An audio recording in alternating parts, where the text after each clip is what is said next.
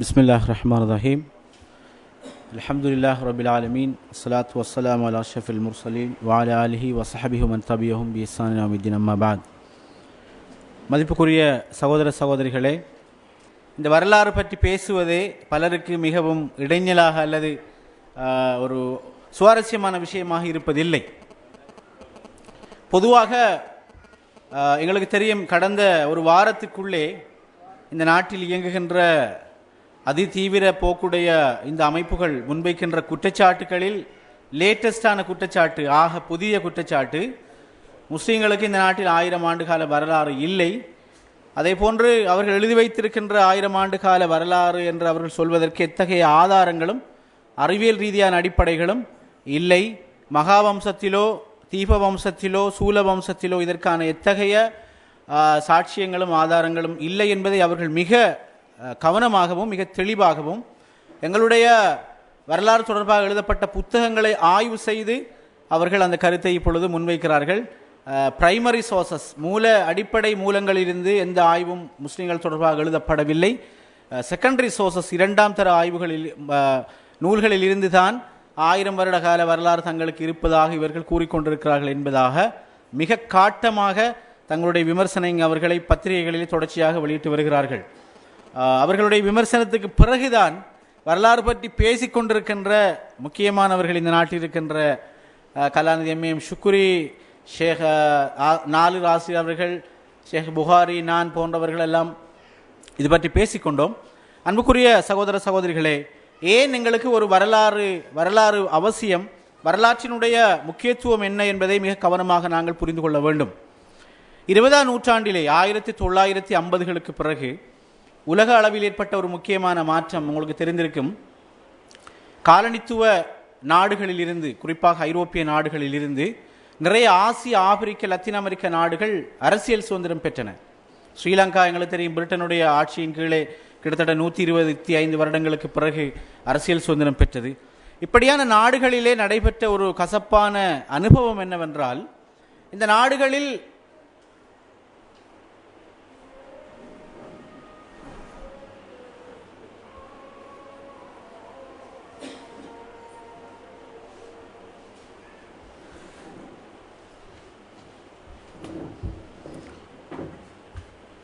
இந்த ஐரோப்பிய நாடுகளில், இந்த அரசியல் சுதந்திரம் பெற்ற நாடுகளிலே, பொதுவாக ஆசிய நாடுகளில் குறிப்பிட்ட ஒரு இனம் அதிக எண்ணிக்கையில் வாழ்கின்றது.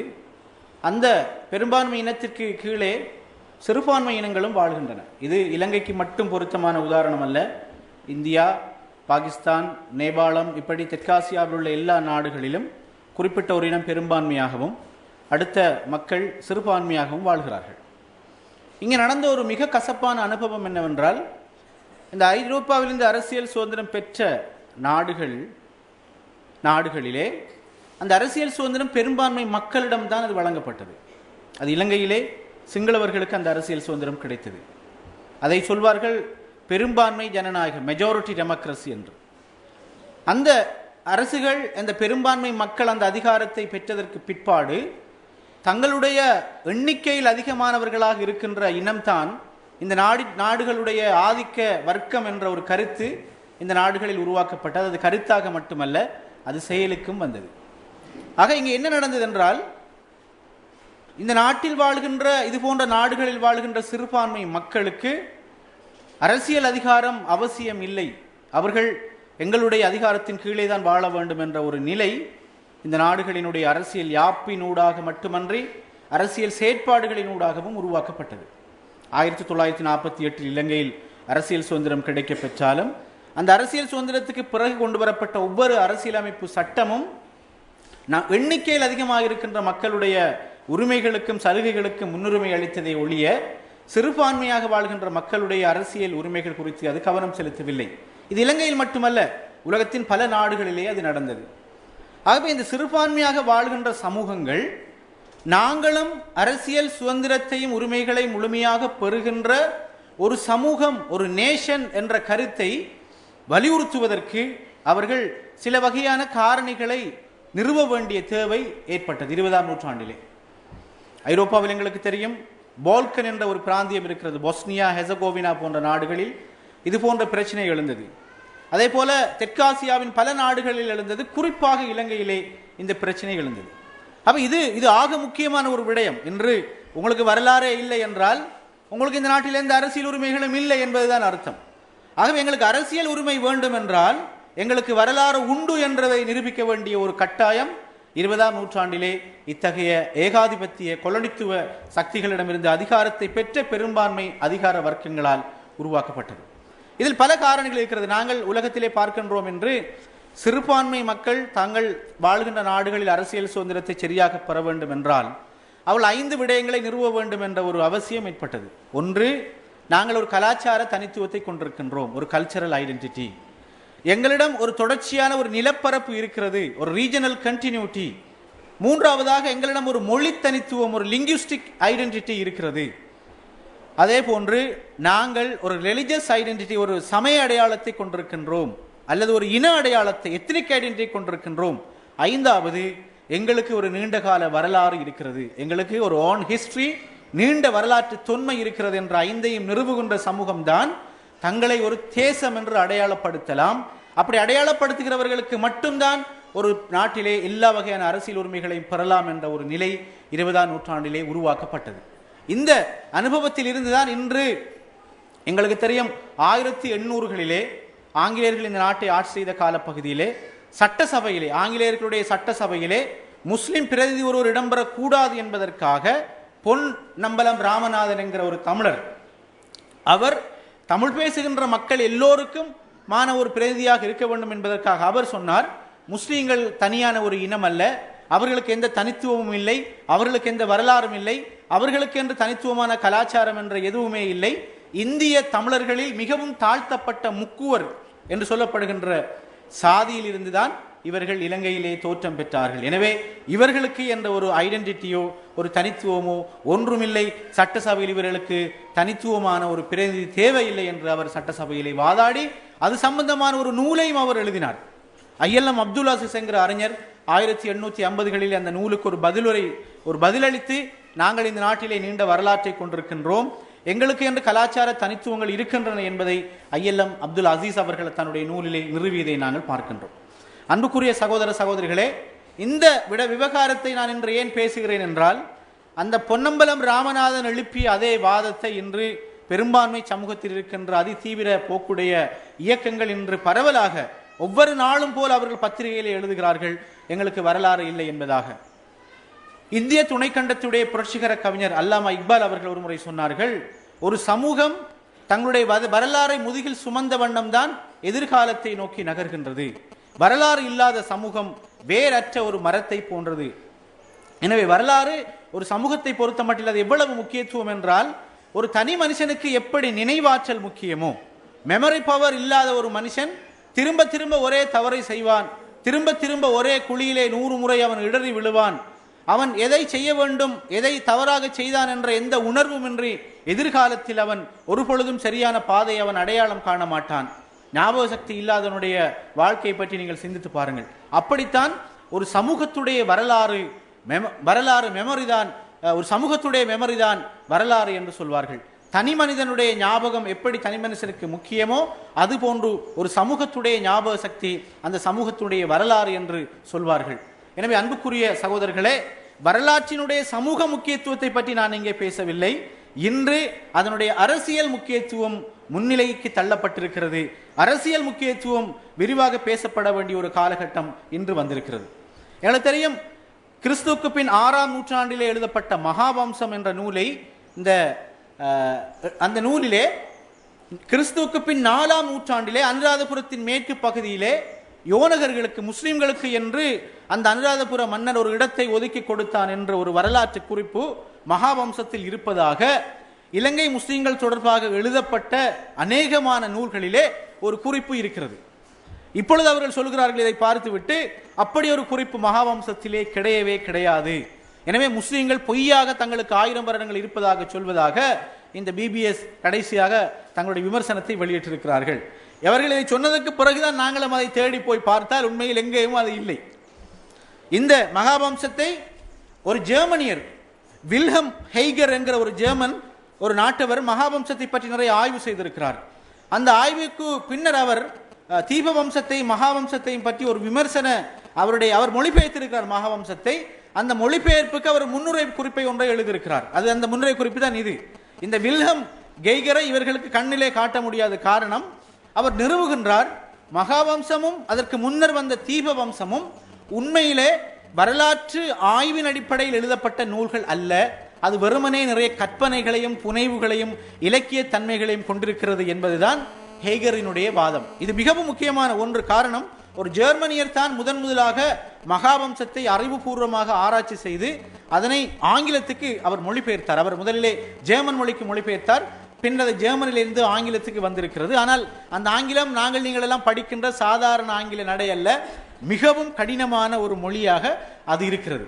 இப்பொழுது உள்ள பிரச்சனை என்னவென்றால், இவர்கள் சொல்கிறார்கள் இந்த மகாவம்சத்தில் முஸ்லீம்கள் இங்கே இருந்ததற்கான ஆதாரம் இல்லை. ஆனால் உங்களுடைய எல்லா புத்தகங்களிலும் 4ஆம் நூற்றாண்டிலே அனுராதபுரத்தின் மேற்கு புறத்திலே யோனகர்கள் வாழ்ந்தார்கள் என்று நீங்கள் சொல்கிறீர்கள், அது இங்கே இல்லை என்று சொல்கிறார். உண்மையிலே நாங்கள் இன்னும் சரியாக தேடவில்லை, மகாவம்சத்திலே தேடிக்கொண்டுதான் இருக்கின்றோம். இது ஒரு மிக முக்கியமான ஒரு சவாலாக இன்று மாறியிருக்கிறது. அன்புக்குரிய சகோதர சகோதரிகளே, உண்மையை சொல்வதாக இருந்தால் வில்ஹம் ஹேகர் சொல்வது போன்று மகாவம்சமும் 100% சயின்டிபிக்காக எழுதப்பட்ட ஒரு வரலாற்று நூல் அல்ல. அது ஏற்கனவே இருந்த தீபவம்சத்துடைய சில குறிப்புகளை தழுவி அந்த நூல் எழுதப்பட்டிருக்கிறது. கடந்த 2010ஆம் ஆண்டு ராவே என்ற சிங்கள பத்திரிகையிலே ஜெர்மனுடைய ஒரு என்ஜிஓ, ஃபிளிக்ட் என்ற ஒரு என்ஜிஓ, இலங்கையில் இருக்கின்ற இந்த இன ரீதியான பிரச்சனைகள் தொடர்பான விடயங்கள் தொடர்பாக 4 சமூகத்திடமும் உங்களுடைய தனிப்பட்ட கருத்துக்கள் என்ன என்று அவர்கள் கேட்டார்கள். தேசிய கீதம், இந்த நாட்டினுடைய தேசிய மொழி, அதே போன்று வரலாறு, விஜயனுடைய வருகை, துடுகமனுடைய வருகை, மகாவம்சம் என்பது தொடர்பாக இந்த 4 கொலம் நான் எழுதி கொடுத்தேன் தமிழிலே. அதை மொழிபெயர்த்து அவர்கள் போட்டார்கள். உண்மையிலே நான் இந்த வில்ஹம் ஹேகரை தான் கூட ரெஃபர் பண்ணினேன். நான் அதிலே சொன்னேன், இது இந்த மகாவம்சம் ஒரு ஒரு ஒரு சயின்டிஃபிக்கான ஒரு சோர்ஸ் அல்ல என்று. அது இப்பொழுது எழுதினால் பயங்கரமான பிரச்சனைகள் வரும். அப்பொழுதே அதுக்கு பயங்கரமான விமர்சனங்கள் வந்தன. ஏனென்றால் உங்களுக்கு தெரியும், உண்மையிலே இங்கே வந்திருக்கின்ற பிரச்சனை என்னவென்றால், இலங்கையினுடைய பெரும்பான்மை மக்களுடைய வரலாற்றை அறிவதற்கு பிரைமரி சோர்சஸ், மூல நூல்கள் என்று இருப்பது 3 நூல்கள் இருக்கிறது. ஒன்று மகாவம்சம், இரண்டாவது அதுக்கு முன்னர் தோன்றிய தீபவம்சம், மகாவம்சத்துக்கு பிறகு வந்த சூலவம்சம். தமிழர்களுக்கு யாழ்ப்பாண வைபவ மாலை என்று ஒரு பிரதானமான ஒரு அடிப்படை சோர்ஸ் இருக்கிறது. எங்களை பொறுத்த மட்டில் உள்ள பெரிய பிரச்சனை என்னவென்றால், இப்படியான மூலாதார பிரைமரி சோர்ஸ் என்பது எங்களுக்கு இல்லை. இருக்கிறது, நாங்கள் அதை இன்னும் எடுத்து பார்க்கவில்லை. எங்கிருக்கிறது என்றால், உலக அளவில் ஏற்றுக்கொள்ளப்பட்ட அரபு இஸ்லாமிய வரலாற்று ஆய்வாளர்கள் இப்னு சயீத், சுலைமான் தாஜர், இப்னு பத்தூதா, பலதூரி போன்ற அரபு வரலாற்று ஆசிரியர்களுடைய நூல்களிலே இலங்கையில் எப்பொழுது அரேபியர்கள் குடியேறினார்கள், அரேபியாவுக்கும் இலங்கைக்கும் உள்ளே இருக்கின்ற குடியேற்றங்கள் என்ன, வரலாற்று தொடர்புகள் என்ன என்பது தொடர்பாக நிறைவே எழுதப்பட்டிருக்கிறது. ஆனால் துரதிர்ஷ்டவசமாக இலங்கை முஸ்லீம்கள் தொடர்பாக இதுவரை எழுதப்பட்ட வரலாற்றில் நாம் காணுகின்ற பல குறைபாடுகள் இருக்கின்றது. அந்த குறைபாடுகளிலே முக்கியமான ஒரு குறைபாடு தான், மூல நூல்களிலே சார்ந்திருந்து யாரும் இதுவரை முஸ்லீம்கள் வரலாற்றை எழுதவில்லை. ஒரு முக்கியமான குறைபாடு. அதாவது அரபு யமன், ஹதரமவுத், டமஸ்கஸ், பக்தாத், கூஃபா, சூடான் போன்ற நாடுகளிலே இருக்கின்ற பல்கலைக்கழகங்களிலே உள்ள இந்த அரபு வரலாற்று ஆசிரியர்களுடைய நூல்களை மாத்திரம் தழுவி எங்களுடைய வரலாற்றை சரியாக தொகுக்கின்ற ஒரு முயற்சியிலே நாம் இதுவரை கவனம் செலுத்தவில்லை. இரண்டாவது பெரிய ஒரு குறைபாடு, முஸ்லிம் சமூகத்தில் வரலாற்று துறை சார்ந்த ஆய்வாளர்கள் மிகவுமே அரிது என்று நாம் தெளிவாக சொல்லலாம். வரலாற்று துறையிலே ஹுசைன் மியா என்று ஒரு மலே முஸ்லீம் ஒருவர், அவர் இப்பொழுது புருனை பல்கலைக்கழகத்தில் இருக்கிறார்.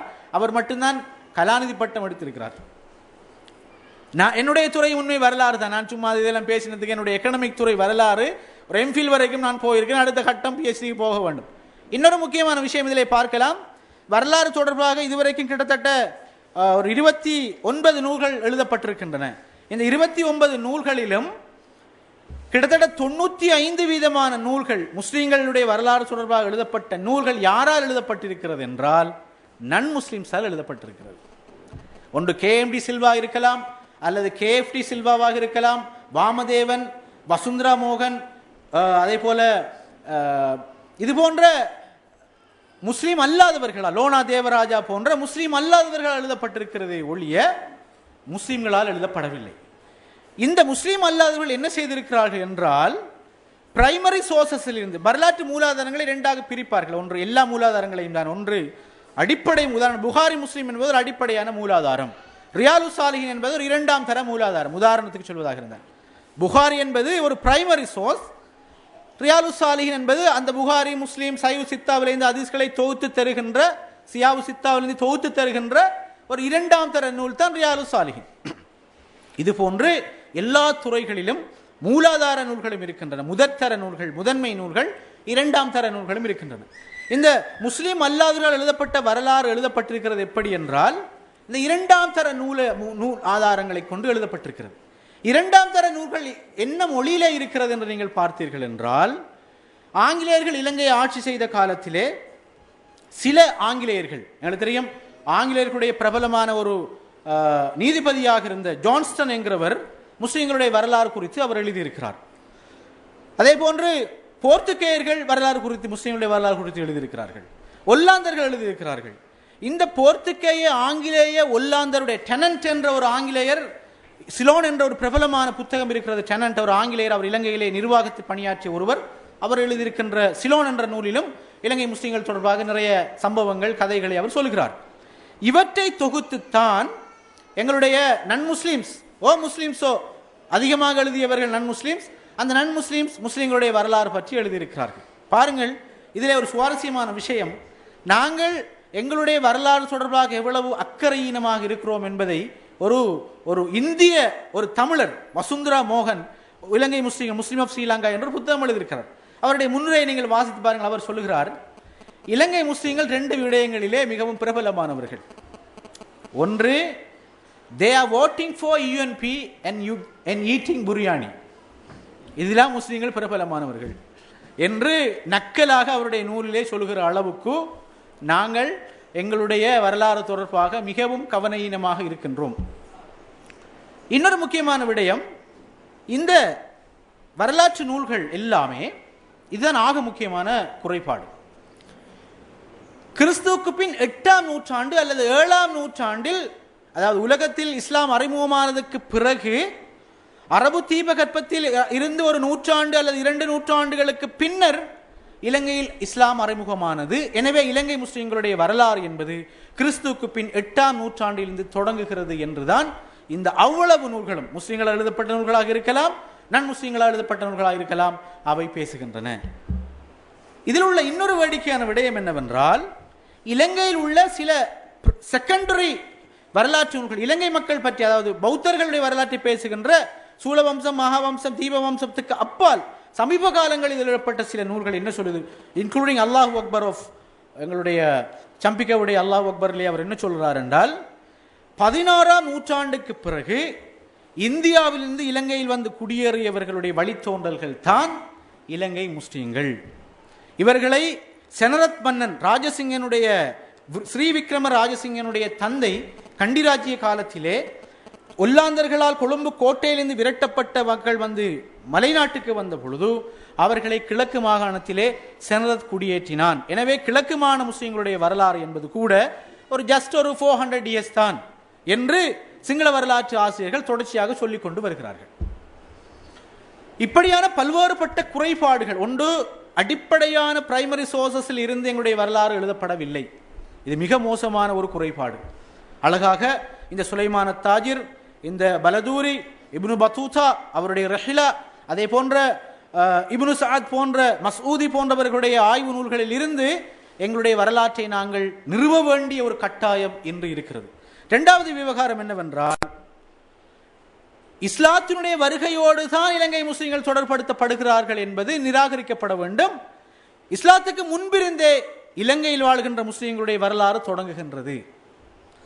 அதை நாங்கள் புரிந்து கொள்ள வேண்டும். கிறிஸ்துவுக்கு பின் 2ஆம் நூற்றாண்டில் இருந்தே இந்த முஸ்லிம்களுடைய, இலங்கை முஸ்லிம்களுடைய வரலாறு தொடங்குகிறது என்ற உண்மையை மூலாதார நூல்களிலிருந்து நிரூபிக்க வேண்டிய ஒரு கட்டாயம் என்று ஏற்பட்டிருக்கிறது. உங்களுக்கு தெரியும், கிறிஸ்துவுக்கு பின் இலங்கையினுடைய மெப்பை, ஜியோகிராபிக்கல் மெப்பை முதலாவதாக எழுதியவர், வரைந்தவர் வந்து தொலமி.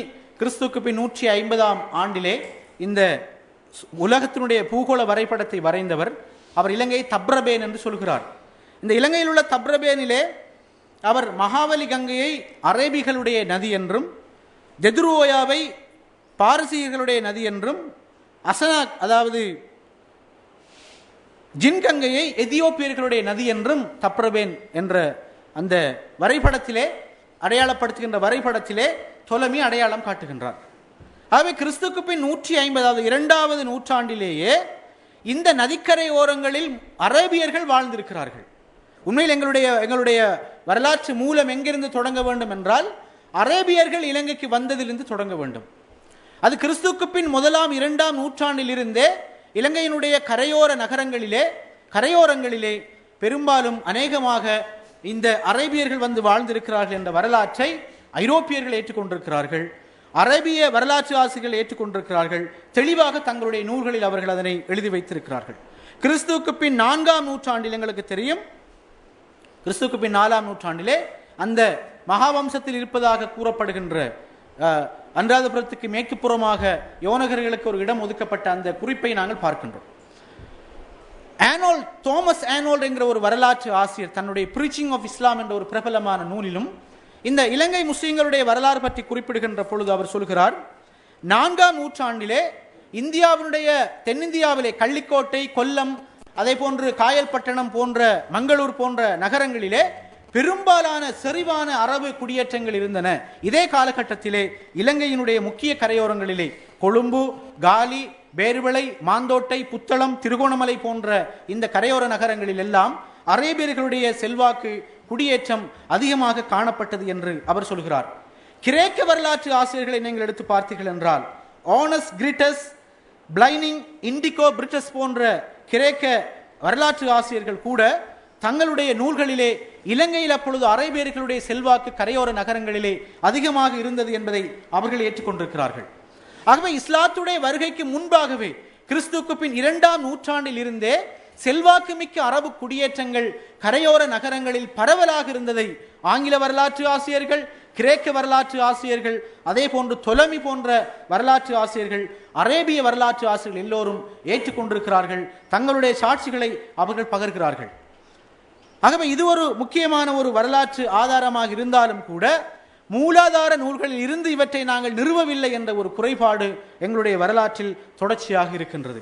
இதே போன்று நாம் பார்க்கின்றோம், ரசூலுல்லாஹி ஸல்லல்லாஹு அலைஹி வஸல்லம் அவர்களுடைய காலத்திலே ரசூலுல்லாவை இலங்கைக்கு ஒரு சஹாபியை அனுப்பியதாகவும் ஒரு வரலாற்று குறிப்பு இருக்கிறது. அது செகண்டரி சோர்சஸ் தான் இருக்கிறது. மூலாதார நூல் தொடர்பாக எந்த குறிப்பும் அது தொடர்பாக இல்லை. அறிஞர் சித்திலப்பை அவர்கள் தன்னுடைய அந்த முஸ்லிம் நேசன் என்ற பத்திரிகையிலே இந்த குறிப்பை தருகிறார். வஹாப் இப்னு அபி ஹப்ஸா என்ற ஒரு நபித்தோழரை ரசூலுல்லாஹி ஸல்லல்லாஹு அலைஹி வஸல்லம் கிறிஸ்துவுக்கு பின் 628ஆம் ஆண்டிலே இலங்கைக்கு அனுப்பியதாகவும், அந்த சஹாபி ஒரு பள்ளி வாயிலை இலங்கையிலே நிறுவியதாகவும், இஸ்லாமிய தாவா பணியை அந்த சஹாபி முன்கொண்டு சென்றதாகவும், பின்னர் அவர் தன்னுடைய வழியிலே சீனாவுக்கு சென்று அங்கே இஸ்லாத்தை அறிமுகப்படுத்தியதற்கு பிறகு அவர் அரேபிய தீபகற்பத்துக்கு சென்று சேர்கின்ற பொழுது அங்கே உஸ்மான் ரலியல்லாஹு அன்ஹு அவருடைய ஆட்சி இருந்ததாகவும் அவர் கூறுகின்றார். இந்த வரலாற்று சம்பவத்தை தோமஸ் ஆனோல்டும் தன்னுடைய பிரீச்சிங் ஆஃப் இஸ்லாம் என்ற நூலிலே குறிப்பிடுவதாக எம்ஐஎம் அமீன் அவர்கள் எழுதியிருக்கின்ற முஸ்லிம்களின் வரலாறும் கலாசாரம் என்ற நூலிலே சொல்கிறார். ஆனால் நானும் அந்த தோமஸ் ஆனோல்ட் என்ற நூல் என்னுடைய லைப்ரரியில் இருக்கிற எடுத்து பார்த்தேன், அதுவும் அங்கே இல்லை. ஆகவே இது எப்படி இந்த குறிப்புகள் வந்திருக்கிறது என்பது தொடர்பான சரியானது உங்களுக்கு தெரியும், வாப்புச்சி மரைக்கார் தான் மியூசியத்தை கட்டி கொடுத்தார், எனவே தான் வெள்ளிக்கிழமை லீவ் கொடுக்கணும் என்றெல்லாம் நாங்கள் அறிகிறோம். ஆனால் வாப்புச்சி மரைக்கார் தன்னுடைய சொந்த காணியில் சொந்த செலவில் அதை கட்டி கொடுத்தார் என்றோ எந்த ஆவணமும் அந்த மியூசியத்தில் இல்லை. அங்கு இருப்பதெல்லாம் அவருடைய ஆர்கிடெக்ட் தான், அது ஒழிய வேறு எந்த தொடர்பும் அவருக்கு இல்லை என்றுதான் அவர்கள் இன்று சொல்கிறார்கள். மியூசியத்திலே நிறைய விஷயங்களை இன்று திருடி இருக்கிறார்கள், அது ஒரு பெரிய வேற உண்மை. ஆனாலும் இவற்றையெல்லாம் சரியாக நிறுவ வேண்டிய ஒரு தேவை இருக்கிறது. உண்மையிலே வரலாற்றை நிறுவுவதற்கான மூல ஆதாரங்கள் என்ன என்பது ஒரு முக்கியமான கேள்வி இருக்கு. வெறுமனே ஒரு லிட்டரரி சோர்ஸ் என்று சொல்வார்கள், எழுத்து ரீதியாக இருக்கின்ற ஆவணத்துக்கு சொல்வது லிட்டரரி சோர்ஸ். இந்த லிட்டரரி சோர்ஸாஸில் மட்டும் வரலாற்றை நிறுவினால் அது விஞ்ஞான பூர்வமான வரலாறு அல்ல. சரியான வரலாறு எப்படி எழுதப்பட வேண்டும் என்றால் தொல்பொருள் சான்றுகள், ஆர்கியாலஜிக்கல் ப்ரூஃப் நூடாகவே வரலாறு எழுதப்பட வேண்டும். உண்மையிலே பாரசீகர்கள், அரேபியர்கள் இலங்கையிலே கிறிஸ்துவுக்கு பின் 2ஆம், 3ஆம், 4ஆம் நூற்றாண்டு இருந்ததற்கான நிறைய வரலாற்று சிலாசனங்கள் கண்டுபிடிக்கப்பட்டிருக்கின்றன. ஆனால் அவற்றையெல்லாம் பார்த்து இதில் என்ன இருக்கிறது, எத்தனை நூற்றாண்டில் இது இங்கே வந்திருக்கிறது என்பது பற்றியெல்லாம் ஆய்வு செய்கின்ற எந்த ஒரு ஆர்க்கியாலஜிஸ்டும் முஸ்லிம் சமூகத்திலே இல்லை. கடந்த சில 10 ஆண்டுகளுக்கு முன்பாக களனி பல்கலைக்கழகத்திலே இந்த அரேபியர்கள் பயன்படுத்திய நாணயங்கள், இலங்கையில் சில முத்துராஜவல, கொழும்புக்கு சமீபமாக இருக்கின்ற முத்துராஜவலையிலே கண்டுபிடிக்கப்பட்ட சில அரபு சிலாசனங்கள் கண்டுபிடிக்கப்பட்டன. அவற்றில் உண்மையிலே என்ன இருக்கிறது, எப்பொழுது இங்கே அரபியர்கள் வந்திருக்கிறார்கள் என்பது தொடர்பான விடயங்கள்லாம் அதில் இருக்கிறது. ஆனால் ஆர்க்கியாலஜியை சும்மா அது ஒரு படிக்க வேண்டும். அதிலே ஒரு உதாரணமாக ஒரு நாணயத்தை எடுத்துக்கொண்டால், நான் அதை எங்களுடைய பாடத்தில் படித்திருக்கின்றோம் வரலாற்று துறையிலே, இந்த நாணயத்தினுடைய பயன்படுத்தப்பட்டிருக்கின்ற உலோகத்தை வைத்து இந்த உலோகம் எத்தனையாம் ஆண்டுக்குரியது என்பதை கண்டுபிடிப்பதற்கான ஒரு ஆய்வு முறை இருக்கிறது. இந்த சிலாசனம் எழுதப்பட்டிருக்கின்ற மொழி, இதனுடைய லிபி, இது எத்தனையாம் ஆண்டுக்குரியது என்பதை ஆய்வு செய்து கண்டுபிடிப்பதற்கு ஹிஸ்டரியிலையும் ஆர்க்கியாலஜிலையும் ஒரு சிஸ்டம் இருக்குது. இதெல்லாம் நாங்கள் படிக்கணும். ஆனால் முஸ்லிம் சமூகத்திலே ஹிஸ்டரியிலே ஆர்க்கியாலஜியிலே ஜீரோ. இன்றும் எங்களை பற்றி பேசுகின்ற இந்த அரபு நாணயங்கள், சிலாசனங்கள் எல்லாம் இருக்கின்றது. ஆனால் இவற்றை எல்லாம் பார்த்து சரியாக சொல்லுகின்ற இந்த துறை சார்ந்தவர்கள் யாரும் எங்களிடம் இல்லை. இது ஒரு மிகப்பெரிய குறைபாடு. அன்புக்குரிய இஸ்லாமிய சகோதரர்களே, இந்த ரசூல் ஸல்லல்லாஹு அலைஹி வஸல்லம் அவர்களுக்கு பிற்பாடு உமையாக்களுடைய ஆட்சி காலத்திலே உமர் இப்னு அப்துல் அசீஸ் என்ற அந்த நேர்மையான ஆட்சியாளர்களுடைய காலத்தில் மட்டும் இலங்கையோடு அவருக்கு ஒரு தொடர்பு இருந்ததாகவும் வரலாற்றிலே நாங்கள் பார்க்கின்றோம். அப்பாசியருடைய ஆட்சி காலத்திலே அப்துல் மலிக் பின் மர்வான் என்ற அந்த உமையாக்களுடைய ஆட்சி காலத்தில் அப்துல் மலிக் பின் மர்வானால் விரட்டப்பட்டவர்கள் பனு ஹாஷிம்கள் இலங்கையிலே குடியேறினார்கள் என்று ஒரு வரலாறு இருக்கிறது. ஆனால் அந்த வரலாற்றை இலங்கையில் இருக்கின்ற ஷியாக்கள் எப்படி பயன்படுத்துகிறார்கள் என்றால், இலங்கையிலே பாரசீகர்களுடைய உறவுதான் பலமாக இருந்தது அரேபியர்களை விட. உமையாக்கள் என்பவர்கள் பனு ஹாஷிம்களுக்கு எதிரானவர்கள், அதாவது ரசூலுல்லாஹ்வுடைய குடும்பத்துக்கு எதிராக செயற்பட்டவர்கள். அவர்கள் பாரசீகர்களை, முஸ்லிம்களை இங்கே அடித்து விரட்டினார்கள். அவர்கள் தான் இலங்கையில் வந்து பூர்வீக குடி. எனவே இலங்கையினுடைய பூர்வீக குடி பாரசீகர்கள் தான், பாரசீக அந்த மரபிலிருந்து தான் இலங்கை முஸ்லிம்கள் தோன்றினார்கள் என்று வாய் கூசாமல் இலங்கை இருக்கின்ற ஷியாக்கள் வரலாற்றை புரட்டி எழுதியிருக்கிறார்கள். இது இன்னொரு பிரச்சனை. அவர்கள் எல்லாவற்றுக்கும் பாரசீகத்தை தான் மூலாதாரமாக கொள்கிறார்கள். பாரசீக ஆவணங்களை வைத்து அவர்கள் அப்படி நிறுவதற்கு முயற்சி செய்கிறார்கள். அன்புக்குரிய இஸ்லாமிய சகோதரர்களே, அப்பாசியர்களுடைய ஆட்சி காலத்திலே பக்தாதுடைய கலீஃபா ஒருவர் ஹாலித் பின் அபு பக்காயா என்ற ஒருவரை, ஒரு ஆலிமை, கொழும்பு முஸ்லிம்களுடைய வேண்டுகோளுக்கு இணங்க கொழும்புக்கு அனுப்பியதாக நாங்கள் வரலாற்றில் அறிகின்றோம். அவர் கொழும்பிலே ஒரு பள்ளி வாயில்களை கட்டியதாகவும், மாளிகாபத்தை அந்த மையவாடியிலே கண்டெடுக்கப்பட்ட ஒரு மீசான் கட்டை கடந்த பல ஆண்டுகளுக்கு முன்னர் கண்டுபிடிக்கப்பட்டது. அது இப்பொழுது மியூசியத்திலே இருப்பதாக சொல்கிறார்கள். அந்த மீசான் கட்டையிலே இந்த ஹாலித் பின் அபு பக்காயா என்பவருடைய அந்த பெயர் பொறிக்கப்பட்டிருப்பதாக நாங்கள் அறிகின்றோம். ஆகவே இந்த அவர் கிறிஸ்துவுக்கு பின் 948 அதாவது 10ஆம் நூற்றாண்டிலே ஹாலித் பின் பக்காயா அவர்கள் வஃபாத்தாகி இருக்கிறார்கள் என்ற குறிப்பும் அந்த மீசான் கட்டையிலே இருக்கிறது. ஆக இஸ்லாத்துக்கு முன்னர் அரேபியர்களுடைய கிறிஸ்துவுக்கு பின் 2ஆம் நூற்றாண்டில் இருந்து இஸ்லாத்துக்கு பின்னர் உமையா, அப்பாசியர், ரசூலுல்லாஹ்வுடைய காலம், பிறகு உமையாக்கள், பிறகு அப்பாசியர்கள் என்று வந்து, பிறகு இடைக்காலத்திலே அதாவது 11ஆம் 12ஆம் நூற்றாண்டுகளிலே மிக வேகமாக இலங்கையினுடைய கரையோரங்களில் வாழ்ந்த முஸ்லிம்கள் உள்நாட்டை நோக்கி இடம்பெயர்ந்தார்கள். உள்நாட்டை நோக்கி அவர்கள் முதலிலே எங்கே இடம்பெயர்ந்தார்கள் என்றால், மார்க்கோ போலோவின் குறிப்பின்படி சப்ரகமு மாகாணத்திற்கு தான் முதலாக அவர்கள் குடிபெயர்ந்திருக்கிறார்கள். குறிப்பாக ஆதம் மலை என்று சொல்லப்படுகின்ற அந்த ஆதம் மலையை தரிசிப்பதற்காக அவர்கள் உள்நோக்கி இடம்பெயர்ந்து சப்ரகமுவில் முதலாக இலங்கையின் உள்நாட்டு முஸ்லிம் குடியேற்றங்கள் தொடங்கின. பலாங்குடை, ரத்தினபுர பிரதேசங்களில் தான் முதலாக இந்த குடியேற்றங்கள் இடம்பெற்றதாக நாங்கள் அறிகின்றோம். இந்த உள்நாட்டில் குடியேற்றங்கள் இடம்பெற்ற முக்கியமான நகரங்களில் இன்னொன்று குருநாகல். இது இப்னு பத்தூத்தாவுடைய ரெஹிலாவிலே அவர் கம்பளையிலிருந்து குருநாகலுக்கு சென்றதாக இப்னு பத்தூத்தாவுடைய ரெஹிலாவிலே இவர் குறிப்புகள் எங்களுக்கு காட்டுகின்றன. ஆகவே இது இன்னொரு முக்கியமான ஒரு வரலாற்றில் இடம்பெற்ற இன்னொரு முக்கியமான விடயம். கரையோரங்களில் வாழ்ந்த அரேபியர்கள் காலப்போக்கிலே உள்நாட்டுக்கு குடிபெயர்ந்திருக்கிறார்கள். சப்ரகமுவ, கம்பள, குருநாகல போன்ற உள்ளூர் நகரங்களை நோக்கி அவர்கள் இடம்பெயர்ந்திருக்கின்றவற்றை நாங்கள் பார்க்கின்றோம். முஸ்லிம்களுடைய ஆரம்ப கரையோர குடியேற்றங்கள் என்று நாங்கள் பார்க்கின்ற பொழுது அதிலே முதலாக குடியேறுவது கொழும்பிலா அல்லது பேர்வளையிலா என்று ஒரு கருத்து வேறுபாடு இருக்கிறது. அது தொடர்பாக இன்னும் ஒரு ஆராய்ச்சி ஒன்று நடைபெறவில்லை. ஆனாலும் பேர்வளை, கொழும்பு, தலைமன்னார், புத்தளம், நீர்கொழும்பு திருகோணமலை, யாழ்ப்பாணம், காலி, மாத்தறை போன்ற இந்த கரையோர நகரங்களில் எல்லாம் பெரும்பாலான முஸ்லிம் குடியேற்றங்கள் நடந்திருக்கின்றது. 13ஆம் நூற்றாண்டிலே இடைக்காலத்திலே இப்னு பத்தூதா என்ற மொரோக்கோ நாட்டைச் சேர்ந்த நாடுகான் பயணி இலங்கைக்கு வந்த பொழுது தன்னுடைய ரஹிலாவிலே அவர் சொல்கிறார், கொழும்பை ஜலஸ்து என்கின்ற ஒரு அரேபிய வசீர், ஒரு அமைச்சர் ஆட்சி செய்து கொண்டிருந்தார். கொழும்பு முழுவதும் முஸ்லிம்கள் வணிகத்திலே மிகவும் மும்முரமாக ஈடுபட்டு கொண்டிருந்ததை நான் பார்த்தேன். துறைமுக நகரங்களில் எல்லாம் அவர்களுடைய ஆதிக்கம் மேலோங்கி இருந்தது என்று இப்னு பத்தூதா தன்னுடைய ரஹிலாவிலே சொல்கிறார். எங்களுக்கு தெரியும், அதற்கு பிறகு இந்த நாட்டிலே ஒல்லாந்தர்கள் வந்தார்கள். அவர்களுக்கு பிறகு போர்த்துகேயருடைய ஆட்சி வந்தது. அதற்கு பிறகு ஆங்கிலேயருடைய ஆட்சி வந்தது. இந்த ஐரோப்பிய கொலனித்துவ காலத்திலே நாங்கள் எப்படியான பிரச்சனைக்கு உட்பட்டோம் என்ற ஒரு வரலாறு இருக்கிறது. குறிப்பாக ஒல்லாந்தர்களும் போர்த்துகேயர்களும் மொரோக்கோவை தங்களுடைய கட்டுப்பாட்டின் கீழே ஒரு காலத்தில் அவர்கள் வைத்திருக்க முயன்று தோற்றார்கள். அந்த மொரோக்கோவில், வட ஆப்பிரிக்காவில் முஸ்லிம்கள் மிகப்பெரிய வணிக செல்வாக்கு பெற்றிருந்தார்கள். மொரோக்கோ என்பது வட ஆப்பிரிக்காவில் இருக்கின்ற ஒரு நாடு. டியூனிசியா, அல்ஜீரியா இது போன்ற நாடுகளுக்கு, மொரிட்டானியா போன்ற நாடுகளுக்கு, லிபியாவுக்கு சமீபத்தில் இருக்கின்ற நாடு தான் இந்த மொரோக்கோ நாடு. இந்த மொரோக்கோ நாட்டை கைப்பற்றுவதற்கு ஒல்லாந்தர்கள் முயன்று தோற்றார்கள். அங்கெல்லாம் முஸ்லிம்கள் கடல் வணிகத்திலே மிக பெரும் கொடிகட்டி பறந்த ஒரு காலம். இதே காலத்தில் தான் இலங்கைக்கு வந்த ஒல்லாந்தர்கள் பார்த்தார்கள், இங்கே கரையோர நகரங்களில் எல்லாம் முஸ்லிம்கள் வணிகத்திலே கொடிகட்டி பறந்து கொண்டிருந்த ஒரு காலம், மிக பெரும் செல்வாக்கு பெற்றிருந்த ஒரு காலம். இந்த முஸ்லிம்களுடைய வணிக செல்வாக்கை முறியடிக்க வேண்டும் என்பதற்காக அவர்கள் புதிய புதிய சட்டங்களை இந்த நாட்டிலே அவர்கள் அறிமுகப்படுத்தினார்கள். முஸ்லிம்கள் இந்த வணிகங்கள் செய்ய முடியாது, தலைநகர்களில் காணிகளை வாங்க முடியாது, இப்படியான ஏற்றுமதிகளை உங்களுக்கு செய்ய முடியாது என்றெல்லாம் பல்வேறுபட்ட தடைகளையும் கட்டுப்பாடுகளையும் அவர்கள் விதித்தார்கள். இவர்களுக்கு பிறகு வந்த போர்த்துகேயர்கள் அதே ஒல்லாந்தர்களுடைய கொள்கைகளை பின்பற்றி முஸ்லிம்களை கொல்கின்ற அளவுக்கு அவர்கள் கோட்டை சாம்ராஜ்யத்திலிருந்து முஸ்லிம்களை அவர்கள் வெளியேற்றினார்கள். கொழும்பு கோட்டையிலிருந்து, அந்த கோட்டையிலிருந்து வெளியேற்றப்பட்டவர்கள் தான் மத்திய மலை நாட்டினூடாக கிழக்கிலே குடியேற்றப்பட்டார்கள். ஆனால் கிழக்கில் அவர்கள் குடியேற்றப்படுவதற்கு முன்பாகவே கிழக்கில் முஸ்லிம்கள் இருந்திருக்கிறார்கள் என்ற வரலாறும் மிக தெளிவாக இருக்கின்றது.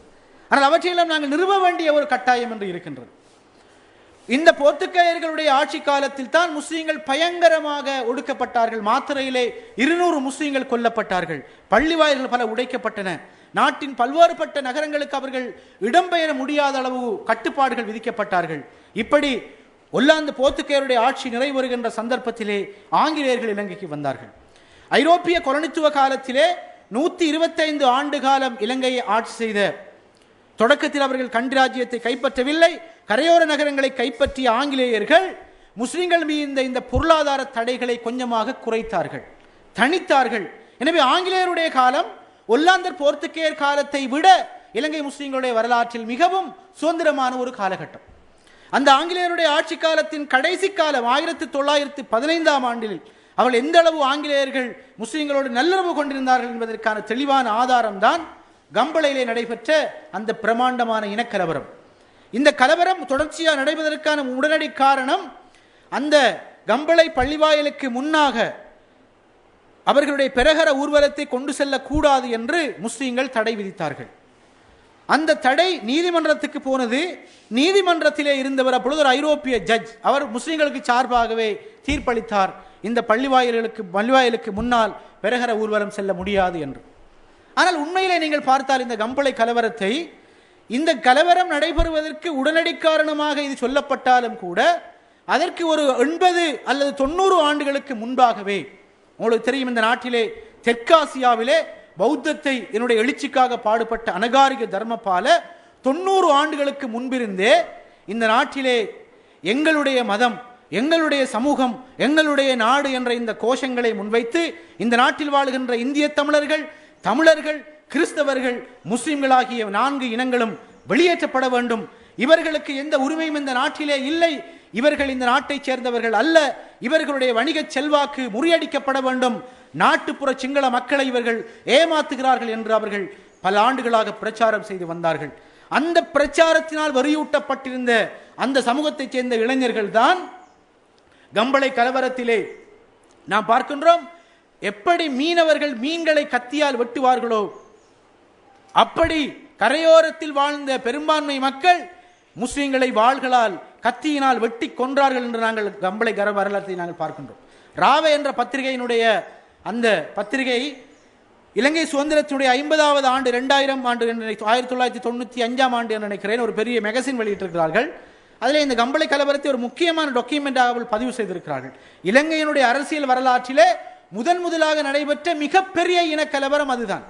அது கம்பளையில் மட்டும் நடக்கவில்லை, ரத்தினபுர, பலாங்குட, காலி வரைக்கும் அது பரவியதை நாங்கள் பார்க்கின்றோம். அது பிரம்மாண்டமான ஒரு கலவரம். இன்னும் 2 ஆண்டுகளிலே அந்த கலவரம் நடைபெற்று 100 ஆண்டுகள் பூர்த்தியாக இருக்கின்ற நிலையிலே பிபிஎஸ்னுடைய செக்ரட்டரி இன்டிரெக்டாக சொல்கிறார் அது போன்ற ஒன்று நடக்கலாம் என்று. மிகவும் ஆபத்தான ஒரு கட்டத்துக்கு நாங்கள் வந்து சேர்ந்திருக்கின்றோம். அந்த 2015 ஆண்டை தான் அவர்கள் இலக்கு வைத்து செயற்படுகிறார்களா என்ற ஒரு பெரிய சந்தேகம் என்று இருக்கின்றது. அன்புக்குரிய இஸ்லாமிய சகோதரர்களே, இந்த ஆங்கிலேயருடைய ஆட்சியில் ஓரளவு ஒப்பீட்டு ரீதியிலே சுதந்திரத்தையும் நல்ல சலுகைகளையும் முஸ்லீம்கள் பெற்றிருந்ததை நாங்கள் பார்க்கின்றோம். கொழும்பிலே ஆங்கிலேயர்கள் வந்து முஸ்லீம்கள் தலைநகரத்தில் காணி வாங்க கூடாது என்று போர்த்துக்கு அறிவித்த சட்டங்கள் எல்லாம் தளர்த்தப்பட்டதனால் சினமன் கார்டன் கலம்பு 7 90% நிலங்களை முஸ்லீம்கள் வாங்கினார்கள். குறிப்பாக வாப்புச்சி மரைக்காருடைய ஃபெமிலிக்கு கொழும்பு 7 நிறைய காணிகள் இருந்தன. கருவா தோட்டம் என்று இன்று அழைக்கப்படுகின்ற இந்த காணியில் அன்று முஸ்லீம்கள் நிறைய கருவா பயிர் செய்திருந்தார்கள். ரப்பர் தோட்டங்கள் முஸ்லீம்களுக்கு அதிகமாக இருந்தது. ஆகவே இப்படி வணிகத்துறையிலே ஆங்கிலேயருடைய காலத்தில் அவர்கள் மிக பெரும் செல்வாக்கு பெற்றிருந்ததனால் தான் இந்த நாட்டிலே அந்த கலவரம் உருவாக்கப்பட்டது 1915 ஆண்டு.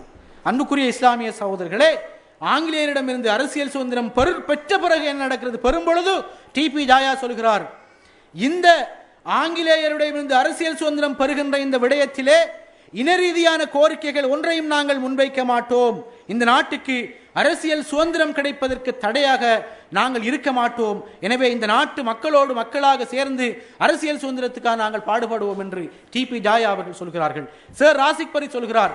இந்த காலகட்டத்தில் மிகவும் இளமையாக இருந்த பதியுதீன் மாமூத் சொல்கிறார், இந்த முதிர்ந்த அரசியல் தலைவர்களின் அதே கோரிக்கைகளோடு இந்த நாட்டுக்கு அரசியல் சுதந்திரம் பெறுகின்ற பணியிலே நானும் என்னை இணைத்துக் கொள்கிறேன் என்று பதியுதீன் அப்பொழுது சொல்கிறார்.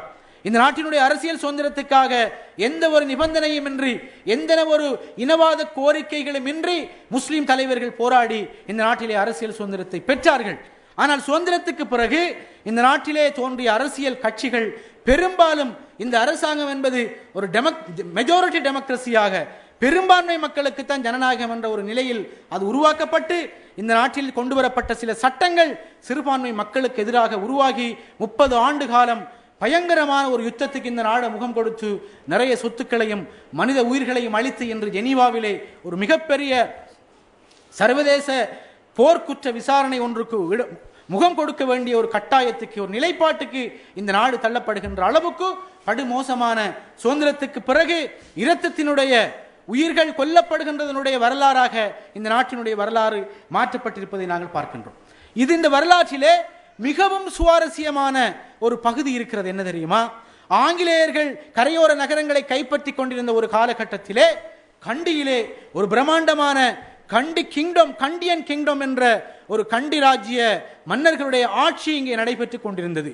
இந்த கண்டி ராஜ்ய மன்னர்களுடைய ஆட்சி நடைபெற்றுக் கொண்டிருந்த காலகட்டத்திலே எப்படி இந்த நாட்டில் வாழ்ந்த பெரும்பான்மை மக்களுக்கும் முஸ்லிம்களுக்கும் இடையிலே உறவுகள் இருந்தது என்ற வரலாற்றை நீங்கள் படித்து பார்க்கலாம். இந்த வரலாற்றை தனியாக ஒரு சிங்கள வரலாற்று ஆசிரியர் ஒரு பெண்மணி லோனா தேவராஜா என்ற ஒருவர் ஒரு புத்தகமாக எழுதி வெளியிட்டிருக்கிறார். முஸ்லிம் of Sri Lanka 1000 years of ethnic harmony, 1000 ஆண்டுகால இன அமைதி முஸ்லிம்களுடைய வரலாறு என்ற ஒரு பிரபலமான புத்தகத்தை அவர் எழுதியிருக்கிறார். அந்த நூலிலே அவர் எப்படி இந்த கண்டி ராஜ்ய மன்னர்களுடைய ஆட்சி காலத்திலே முஸ்லிம்கள் இந்த நாட்டினுடைய எல்லா துறைகளுக்கும் பங்களித்தார்கள் என்பதை அந்த வரலாற்று ஆசிரியர் தெளிவாக சொல்கிறார். அன்புக்குரிய சகோதரர்களே, கண்டி ராஜ்ய மன்னர்களுடைய ஆட்சி காலத்திலே கண்டி ராஜ்ய மன்னர்களுக்கு இருந்த அரச படைக்கு பெயர் ஹேவபன்ன என்று சொல்வார்கள். இந்த ஹேவபன்ன என்ற படைப்பிரிவிலே 650 முஸ்லிம் படை வீரர்கள் இருந்ததாக நாங்கள் வரலாற்றிலே அறிகின்றோம். மொத்தமாக இருந்த 1250 பேரிலே 250 பேர் 650 பேர் முஸ்லிம்கள் இந்த படையிலே இருந்ததாக அந்த வரலாற்று ஆசிரியர் சொல்கிறார். இந்த நாட்டினுடைய ஆட்சி அதிகாரத்தை காப்பதற்கு ஒல்லாந்தர்களுக்கும் போர்த்துகேயர்களுக்கும் எதிராக போராடுகின்ற அந்த படையணியிலே 650 முஸ்லிம் படை வீரர்கள் இருந்ததாக லோனா தேவராஜா சொல்கிறார். இந்த கண்டிராஜ்ய மன்னர்களுடைய குளியலறையிலே மன்னர்களுக்கு குளிப்பாட்டி விட்டவர்கள் முஸ்லிம்கள் என்பதை நாங்கள் வரலாற்றிலே அறிகின்றோம். எங்களுக்கு தெரியும், இந்த நாயக்க மன்னர்களுக்கு எப்பொழுதும் ஒரு சந்தேகம் இருந்தது, தங்களை சேர்ந்திருக்கின்ற சூழ இருக்கின்ற அடுத்தவர்கள் தங்களை கொன்றுவிட்டு மன்னர்களாக முடியும். எனவே சமையலறை உணவுகளில் அவர்கள் மிகவும் எச்சரிக்கையாக இருந்தார்கள். தமக்கு விசுவாசமானவர்களை மட்டும்தான் சமைத்து தரும்படி அவர்கள் வேண்டினார்கள். அதற்காக அவர்கள் விசுவாசித்தவர்கள் முஸ்லிம் குக்கர்ஸ், முஸ்லிம்கள் தான் அவர்களுக்கு சமைத்து கொடுத்ததை நாங்கள் பார்க்கின்றோம். கண்டிராஜ்ய மன்னர்களுடைய அந்த சமையலறைகளில் பணியாற்றியவர்கள் எல்லோரும் முஸ்லிம்களாக இருந்ததை நாங்கள் பார்க்கின்றோம். அதே போன்று கண்டிராஜ்ய மன்னர்களுடைய காலத்திலே எகிப்து போன்ற அரபு இஸ்லாமிய நாடுகளுக்கு தூதுவராக எம்பசடராக பணியாற்றியவர்கள் அபு உஸ்மான் போன்ற முஸ்லிம்கள் என்பதை நாங்கள் வரலாற்றிலே பார்க்கின்றோம். அபு உஸ்மான் என்பவர் தான் இலங்கையிலிருந்து வெளிநாட்டுக்கு தூதுவராக நியமிக்கப்பட்ட முதலாவது முஸ்லிம் எம்பசடர். எப்பொழுது? கண்டிராஜ்ய மன்னர்களுடைய ஆட்சி காலத்திலே. கண்டிராஜ்ய மன்னர்களுடைய அரசவையிலே வைத்தியத்துறையிலே பணியாற்றியவர்கள் அனைவரும் முஸ்லிம்களாக இருக்கிறார்கள்.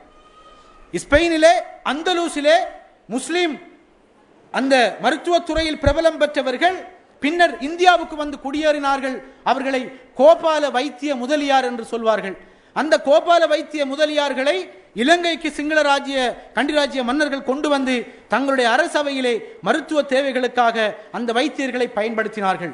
இந்த வைத்தியர்களுக்கு என்று எங்களுக்கு தெரியும், இந்த கேகாலை மாவட்டத்தில் இருக்கின்ற ஒரு முக்கியமான ஒரு கிராமத்தைச் சேர்ந்த அந்த வைத்திய பரம்பரை இன்றும் அங்கே இருக்கிறார்கள். உடையார் பரம்பரையை சேர்ந்தவர்கள் மாவனல்லையிலே சில பகுதிகளில் இருக்கிறார்கள். எங்களுக்கு தெரியும், அபூபக்கர் புள்ளை வெதராலகே என்ற ஒரு முஸ்லிம் வைத்தியர் அந்த அரசவையில் மிகவும் முக்கியத்துவம் வாய்ந்த பணிகளை மன்னர்களுக்காக ஆற்றியதன் காரணமாக அவருக்கு கண்டி மாவட்டத்திலே பூவலி கடை என்ற ஒரு கிராமத்தை சிங்கள மன்னர்கள் அன்பளிப்பாக கொடுத்தார்கள். தஸ்கரை என்ற ஒரு கிராமம் அப்படி அன்பளிப்பாக கொடுக்கப்பட்டது. அக்குருணை என்ற கிராமம், அங்கிருக்கின்ற பல கிராமங்கள் அப்படி இந்த பணிக்காக அன்பளிப்பு செய்யப்பட்ட வரலாற்றை நாங்கள் பார்க்கின்றோம். அன்புக்குரிய சகோதரர்களே, இராணுவத்துறை, இந்த நாட்டுடைய இறைமை, இந்த நாட்டினுடைய சர்வதேச பொருளாதாரம், இந்த நாட்டினுடைய இந்த சிங்கள மன்னர்களுடைய மருத்துவத்துறை, எல்லா துறைகளிலும் பணியாற்றி இருக்கிறார்கள் எங்களுடைய முஸ்லிம்கள். எந்த அளவுக்கு என்றால், இது எந்த அளவு இந்த உறவு இருந்திருக்கிறது என்றால், அவர்களுடைய பெரஹர நிகழ்வுக்கு மேற்பார்வையாளர்களாகவும் பொறுப்பதிகாரிகளாகவும் முஸ்லிம்கள் இருந்திருக்கிறார்கள். கண்டிராஜ்ய மன்னர்களுடைய காலத்திலே முஸ்லிம், அதாவது சிங்கள மன்னர்கள் முஸ்லிம்களுக்கு சொன்ன குடும்ப பெயர்களை நஜிமுத்தீன் என்ற ஒருவர், ஒரு மாத்திலை சேர்ந்த ஒருவர் நினைக்கின்றேன், அவர் அதை தனியாக தொகுத்திருக்கிறார். அதாவது அவ்வளவுமே சிங்கள பெயர்களை கொண்ட முஸ்லிம் குடும்பங்கள். இவை எல்லாம் கண்டிராஜ்ய மன்னர்களோடும் அந்த ஆட்சியோடும் எப்படி முஸ்லிம்கள் மிகவும் நெருக்கமானதாக, மிகவும் இறுக்கமான தொடர்பு வைத்திருந்தார்கள், இலங்கையினுடைய தேசிய வாழ்விற்கு எந்த அளவு தூரம் அவர்கள் பங்காற்றினார்கள் என்பதற்கான தெளிவான ஆதாரமாக இருக்கிறது. இன்று என்ன குற்றச்சாட்டு முன்வைக்கப்படுகிறது? இலங்கை முஸ்லிம்கள் நாட்டுப்பற்றற்றவர்கள், இந்த நாட்டுக்கு எந்த பங்களிப்பும் செய்யாதவர்கள் என்று இன்று கூறுகிறார்கள். ஆனால் உண்மையாக நாங்கள் செய்த பங்களிப்பு பற்றி நாங்கள் சிங்களத்தில், சிங்கள மொழியில் நாங்கள் எதுவும் பேசவில்லை, எதுவும் எழுதவில்லை, எதுவும் முன்வைக்கவில்லை, எந்த கலந்துரையாடலையும் செய்யவில்லை என்ற ஒரு மிகப்பெரிய இடைவெளி தொடர்ச்சியாக இந்த நாட்டிலே இருந்து கொண்டிருக்கின்றது. அன்புக்குரிய இஸ்லாமிய சகோதர சகோதரிகளே, இப்படியான ஒரு நீண்ட வரலாற்று பாரம்பரியத்தை நாங்கள் கொண்டிருக்கின்றோம். வரலாறு பற்றி பேசுகிற பொழுது இன்று இன்னொரு ஒரு முஸ்லிம் சமூகத்தில் இருக்கின்ற சில ஆய்வாளர்களுக்கு மத்தியில் ஒரு புதிய மரபு தோன்றி இருக்கிறது. என்னவென்றால், ஆதம் அலைஹிஸ்ஸலாம் இலங்கைக்கு அனுப்பப்பட்டார். சோனகர் என்ற சொல் சுவனம் என்ற சொல்லிலிருந்து தோன்றியது.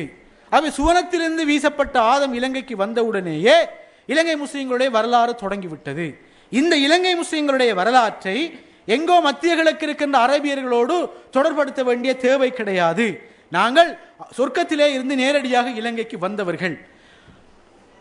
இந்தியாவிலே மிகவும் பழமை வாய்ந்த கோயில்கள் தமிழ்நாட்டிலே இருக்கின்றது. ஔவையுடைய கோயில், அது ஔவையார், இந்த புதிய இலக்கியத்தில் வருகின்ற ஔவை அல்ல, அதற்கு முந்தி ஒரு ஔவை பல்லாண்டு காலங்களுக்கு, பல ஆயிரம் ஆண்டுகளுக்கு முன்பு இந்தியாவிலே இருந்திருக்கிறார். அவருடைய பேரிலே பல கோயில்கள் இந்தியாவில் இருந்திருக்கின்றன. யார் இந்த ஔவை என்றால், ஹவ்வா அலைஹிஸ்ஸலாம் தான் அந்த ஔவை. நாங்கள் எல்லாம் சுவர்க்கத்தில் வந்தவர்கள். எனவே சுவனர்கள் தான் யவனர்கள் என்று மாறி அது யோனகர்கள் என்று சிங்களத்திலே யோனக்க என்று சொல்லப்படுகிறது. அது பாரதியாருடைய கவிதையிலே வருகின்ற யவனரும் இந்த சிங்கள மொழியிலே இந்த மகாவம்சத்திலே வருகின்ற யோனக்க என்பதும் இந்த சுவனர் என்று தமிழ் இலக்கியத்தில் வருகின்ற எல்லாமே ஒன்றுதான். ஆகவே அரேபியர்களுக்கும் எங்களுக்கும் சம்பந்தமே கிடையாது. நாங்கள் ஆதத்துடைய அதே வரலாற்றிலிருந்து வந்தோம் என்றும் 2 புத்தகங்களை 2 முஸ்லீம்கள் எழுதி வைத்திருக்கிறார்கள். அன்புக்குரிய சகோதரர்களே, ஆதத்திலிருந்து எல்லா மனுஷனும் வந்தான். ஆதம் இலங்கைக்கு வந்த உடனே சிங்கள வரலாறும் தொடங்கும். முஸ்லீம்களை மட்டும் வரலாறு தொடங்குறது. நாங்கள் வரலாற்றை பேசுகிற பொழுது ஒன்றை புரிஞ்சு கொள்ளணும். தீப வம்சத்திலேயும் சூல வம்சத்திலேயும் மா வம்சத்திலேயும் பிரச்சனை கதைகள் நிறைய. என்னது அந்த அவர்களுடைய சொல்லுவோம் அந்த சாகச அவர்களுடைய உங்களுக்கு தெரியும் இந்த பொசன் காலத்தில் நீங்கள் போய் பார்த்தால் அந்த அவருடைய கதைகளையே அப்படி ஒரு இதாக காட்டுவார்கள். இந்த ஜாதக கதைகள் தான் அதிகமாக நிரம்பி கிடக்கிறது மகாவம்சத்தில் என்பது இதை ஆய்வு செய்த வில்ஹம் ஹைகருடைய கருத்து. ரைட், அது உண்மை. வரலாறு என்பது அதில் இலக்கியமும் உண்டு, அறிவியல் ரீதியான விஷயங்களும் உண்டு. ஆனால் ஒட்டுமொத்தமாக நாங்களே எங்கள்கிட்ட காய்ச்சி குந்திக்கிறதுக்கு நல்ல மீது எங்களுக்குள்ள நாங்கள் ஆதத்தில் இருந்து வந்தோம் சொர்க்கத்தில் இருந்து வந்தாங்க நாங்கள் அவ்வை தான் அவ்வாண்டு காய்ச்சி குந்திக்கலாம். இதை அடுத்த சமூகத்துக்கு சொல்லி ஏற்றுக்கொள்ள செய்கின்ற ஒரு வரலாற்று ஆவணமல்ல அந்த நூல்கள். நான் சொல்றேன் என்னென்றால் அரேபியர்களுடைய வரலாற்றில் இருந்து தான் உண்மையில் இந்த வரலாறு நிறுவப்பட வேண்டும். இங்க ஒரு முக்கியமான கேள்வி இருக்கிறது. இதை பேசுகிற பொழுது ஒரு கம்பளை சேர்ந்த ஒரு சகோதரனிடம் கேட்டார், நீங்க அப்படி சொன்னாலும் கூட இப்ப இலங்கையில் உள்ள முஸ்லீம்களை பாருங்க, இவங்களோட முகங்களை, இவங்களோட ஆந்த்ரோபாலஜிக்கல் ஸ்ட்ரக்சரை பாருங்க, இவங்களோட நிறம், இவங்களோட முக அமைப்பு, இவங்களுடைய தோற்றத்தை பார்த்தால் அரபியர்கள் இவங்களுக்கு தொடர்பே இல்லப்பா, இவங்க சும்மா இந்தியாவிலிருந்து வந்த மாதிரி தானே நாங்கள் இருக்கிறோம், பிறகு நீங்க திரும்ப திரும்ப அரபியன் நீங்களும் சொல்றீங்களேன்னு அவர் கேட்கிறார். அது நியாயமான கேள்விதான். கேள்விகள் மனுஷனுக்குள்ள வரும். ஏன் அப்படி ஒரு கேள்வி அவர் கேட்கிறார் என்றால், நீங்க உண்மையிலே பார்க்கலாம், இலங்கை முஸ்லீம்களுடைய வரலாறு என்பது உண்மையிலே இங்கிருக்கின்ற முஸ்லீம் சமூகம் என்பது 100% அரேபியர்களுடைய வழித்தோன்றல்களாக வந்தவர்கள் என்று நான் சொல்ல மாட்டேன். ஆனால் ஆரம்ப தொடக்க கால குடியேற்றம் அரேபியர்கள், அந்த அரேபிய வழித்தோன்றல்கள் இருந்துதான் ஆரம்பத்திலிருந்து வந்திருக்கு. நீங்க பேர்விளை போய் பாருங்க பாப்போம். அரேபியர்களுடைய வழித்தோன்றல்களுக்கு நிறைய ஆந்த்ரோபாலஜிக்கல் எவிடன்ஸ் எடுக்கலாம். நாட் ஒன்லி பேர்விளை, நிறைய நகரங்கள் அது நாங்கள் பார்க்கின்றோம். இன்னொரு புறம் நீங்கள் பார்க்கலாம், 12ஆம் நூற்றாண்டுக்கு பிறகு இந்தியாவோடு எங்களுக்கு நிறைய தொடர்பு வந்தது. கள்ளிக்கோட்டையிலிருந்து வந்தது, காயல்பட்டிலிருந்து வந்தது, மங்களூரிலிருந்து வந்தது, கொல்லத்திலிருந்து வந்தது, கீழக்கரையிலிருந்து வந்தது. நிறைய மக்கள் இங்கே வந்து குடியேறி அவர்களுடைய பரம்பரையும் இங்கே வந்தது உண்மை. 16ஆம் நூற்றாண்டுக்கு பிறகு நடந்தது, போர்த்துகேயர்கள் ஜாவா, மலாக்கா, இந்தோனேஷியா தீவுகளை நிறைய மலைகளை இங்கே கொண்டு வந்தார்கள். நீங்க கிண்ணியாக போய் பாருங்க, ஜாவா வீதி என்ற ஒரு ரோட் இருக்கு. அந்த ரோட்ல போய் பார்த்தீங்கன்னா அங்க அரேபியர்களும் இல்லை, இந்தியர்களும் இல்லை, முஸ்லீம்கள் இருக்கிறார்கள். எல்லாரும் மலேசியர்கள் அல்லது இந்தோனேஷிய வாக்கு. ஆந்த்ரோபாலஜிக்கலி ஒன்று இந்த ஜாவா, மலாக்கா, இந்தோனேஷியாவை சேர்ந்தார்கள். ஜாவா பள்ளி என்ற ஒரு பள்ளி இருக்குதாங்க. ஜஃப்னா, ஜாகொட்டுவ, ஜாயல, இந்த இதெல்லாம் வந்து இந்த மலே முஸ்லீம்களோடு சம்பந்தப்பட்ட விடயம். ஆகவே இங்குள்ள விஷயம் என்னென்றால், கிறிஸ்துவுக்கு பின் 2ஆம் நூற்றாண்டில் இருந்தே எங்களுக்கு ஒரு வரலாறு இருக்கு என்பதை மூலாதார அரபு நூல்களிலிருந்து நிறுவ வேண்டிய ஒரு கட்டாயம் இருக்கிறது. ஒரு விஷயம். இரண்டாவது விஷயம், தொடக்கம் எங்களுடைய அரபியர்களுடைய வழித்தோன்றல் தான். அதற்கு பிற்பாடு இந்திய முஸ்லிம்கள் இங்கே வந்தார்கள், மலைமார் இங்கே வந்தார்கள். இப்படி ஒரு வரலாறும் கண்டிப்பாக இருக்கிறது. ஆகவே இங்கே ஹிஸ்டரி மட்டுமல்ல, ஆந்த்ரோபாலஜி, மானிடவியல் தொடர்பான ஒரு ஆய்வும் கண்டிப்பாக இலங்கை முஸ்லிம்கள் தொடர்பாக நாங்கள் செய்ய வேண்டிய ஒரு கட்டாயத்தில் இருக்கிறோம். இப்படி இலங்கை பூராக குடியேறிய இந்த முஸ்லிம்கள் இன்று இந்த நாட்டிலே எங்களுக்கு தெரியும், மொத்த சனத்தொகை 2011ஆம் ஆண்டு மேற்கொள்ளப்பட்ட சனத்தொகை கணிப்பீட்டின்படி இலங்கையிலே 19,67,227 பேர், அதாவது மொத்த சனத்தொகையிலே 9.7%, 19,67,227 பேர் இருக்கிறார்கள். ஆக குறைய பேர் இந்த புள்ளிபரம் எடுக்கப்பட்ட பொழுது கிளிநொச்சி மாவட்டத்திலே 678 பேரும், ஆக கூட உள்ள மாவட்டமாக 2,82,746 பேர் அம்பாறை மாவட்டத்திலும் இருக்கிறார்கள். 2,82,746. கொழும்பிலே இந்த அம்பாறை மாவட்ட முஸ்லீம்களை விட ஒரு 10,000 முஸ்லீம்கள் கொழும்பில் குறைவாக இருக்கிறார்கள்.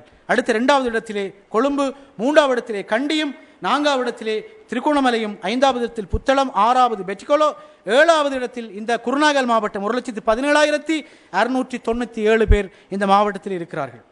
மிக குறைந்த சனத்தை உள்ள மாவட்டங்களாக வடமாகாணத்தில் இருக்கின்ற வவுனியா, அதே போல ஊவா மாகாணத்தில் இருக்கின்ற மொனராகல, யாழ்ப்பாணம், முல்லைத்தீவு, கிளிநொச்சி போன்ற மாவட்டங்கள் அடையாளப்படுத்தப்பட்டிருக்கின்றன. எனக்கு தெரியும், இலங்கையிலே இதுவரைக்கும் இருக்கின்ற வீதாசார பிரதித்துவ தேர்தல் முறையிலே, ப்ரொபோர்ஷனல் ரெப்ரசன்டேட்டிவ் சிஸ்டத்திலே கொழும்பு, அம்பாறை, கம்பஹா, கண்டி, புத்தளம், களுத்துறை, குருநகல் ஆகிய இந்த மாவட்டங்களில் மட்டுமே இந்த வீதாசார பிரதித்துவத்தின் ஊடாக பாராளுமன்ற அங்கத்துவை பெறுவதற்கான வாய்ப்பு இருக்கின்றது. இந்த இலங்கை முஸ்லீம்களுடைய இந்த அமைவிடத்தை பொறுத்த மட்டும் நாங்கள் பார்க்கின்றோம், மிகவும் சிதறலான எத்தனை முஸ்லிம் கிராமங்கள் இலங்கையில் இருக்கிறது என்ற கணிப்பீடும் நாங்கள் இதுவரை மேற்கொள்ளவில்லை. அது தொடர்பான ஒரு ஆர்வம் எனக்கு இருக்கிறது. நான் பல மாவட்டங்களில் அந்த கிராமங்களுடைய எண்ணிக்கை தொகையில் நான் எடுத்துக்கொண்டிருக்கிறேன். ஆனால் ஒரு முக்கியமான ஒரு விஷயம் அதில் இருக்கிறது என்னவென்றால், மிகவும் ஸ்கேட்டர்டான ஜஃப்னாவில் இருக்கிறார்கள், கிளிநொச்சியில் இருக்கிறார்கள், பொத்துவீரிலே உள்ளையில் இருக்கிறார்கள், டவுன் சவுத்திலே அம்மாந்தோட்டை மாவட்டத்திலே நலகம என்ற ஒரு சிறிய கிராமத்தின் முஸ்லீம்கள் இருக்கிறார்கள். நலகம நீங்கள் பார்த்தால் மெயின் ரோட்ல இருந்து ஒரு 4-5 கிலோமீட்டர் காட்டுக்குள்ள போனால் ஒரு முஸ்லீம் ஊருக்கு சுற்றி வர சரௌண்டட் பை சிங்களீஸ். நாங்கள் பார்க்கின்றோம், பொதுவாக பார்க்கின்றோம், இந்த சனத்தொகை கணிப்பீட்டின்படி வடகிழக்கு மாகாணத்தில் மொத்தமாக 40% மக்கள் இருக்கிறார்கள் முஸ்லீம்கள். ஆனால் இலங்கை மொத்த சனத்தொகையில் 60% மக்கள் தென்னிலங்கையிலே இருக்கிறார்கள். அதாவது இந்த 6 மாவட்டங்களுக்கும் வெளியே இருக்கின்ற 19 மாவட்டங்களிலே தான் பெரும்பாலான முஸ்லீம்கள் இருக்கிறார்கள், 60% முஸ்லீம்கள். இது ஒரு முக்கியமான விஷயம். இரண்டாவது விஷயம், மிகவும் ஸ்கேட்டர்ட், மிக குறைந்த எண்ணிக்கையில் முஸ்லீம்கள் வாழ்கிறார்கள். ஒன்று, இலங்கைக்கு முஸ்லீம்கள் அரேபியர்களுடைய மூதாதையர்கள் இருந்தவர்கள் வந்தார்கள்.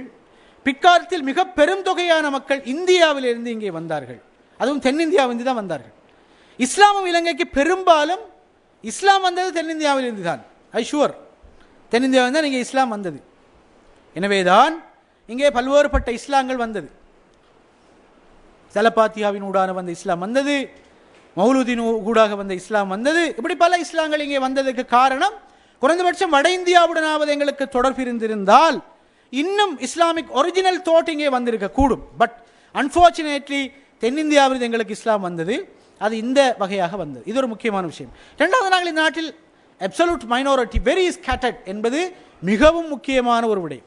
மிகச் சிதறலாக ஒரு சமூகம், மிகச் சிதறலாக ஒரு நாட்டில் வாழ்வது என்பது அடிப்படையில் அது பலவீனம் தான், அதில் எந்த சந்தேகமும் இல்லை. That is a week.